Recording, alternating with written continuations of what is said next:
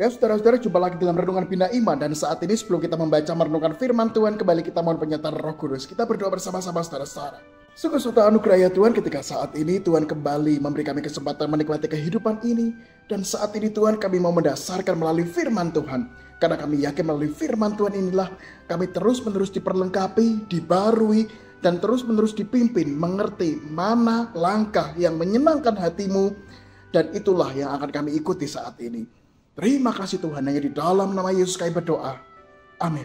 Suatu hari saudara-saudara, ada sebuah keluarga, tepatnya kakak dan adik, berantem gara-gara warisan. Karena sepeninggal ayah dan ibunya, kakak dan adik ini berantem, berebut warisan.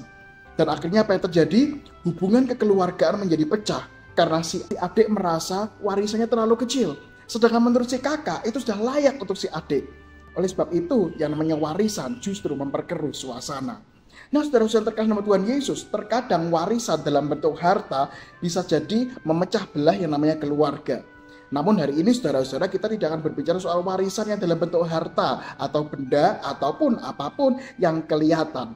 Hari ini kita melihat bahwa di dalam kekristenan juga ada yang namanya warisan.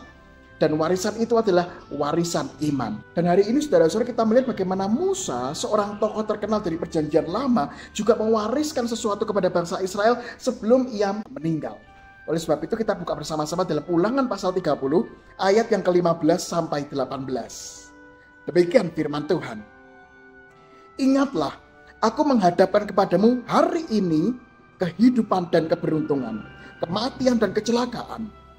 Karena pada hari ini aku memerintahkan kepadamu untuk mengasihi Tuhan Allahmu dengan hidup menurut jalan yang ditunjukkannya dan berpegang pada perintah, ketetapan dan peraturannya, supaya engkau hidup dan bertambah banyak dan diberkati oleh Tuhan Allahmu di negeri kemana engkau masuk untuk mendudukinya.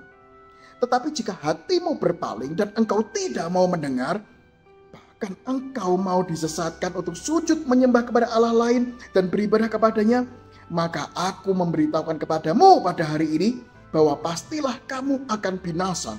Tidak akan lanjut umurmu ke tanah kemana engkau pergi menyeberangi sungai Yordan untuk mendudukinya. Nah, saudara-saudara terkasih nama Tuhan Yesus, berbicara soal warisan, biasanya ya seperti di cerita-cerita awal tadi, bagaimana warisan itu berbicara soal harta, tanah, kemudian perhiasan dan lain sebagainya.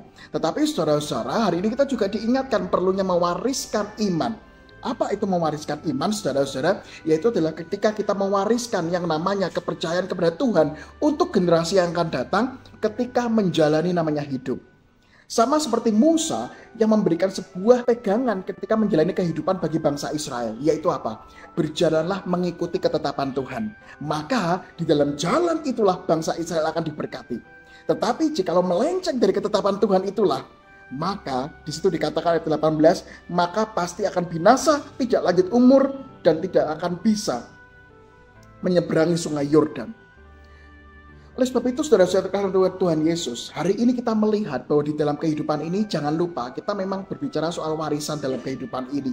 Tetapi juga ingatlah kita harus mewariskan iman, mewariskan bagaimana anak cucu kita juga hidup menjalani jalan yang menyenangkan hati Tuhan, yang sesuai dengan firman Tuhan.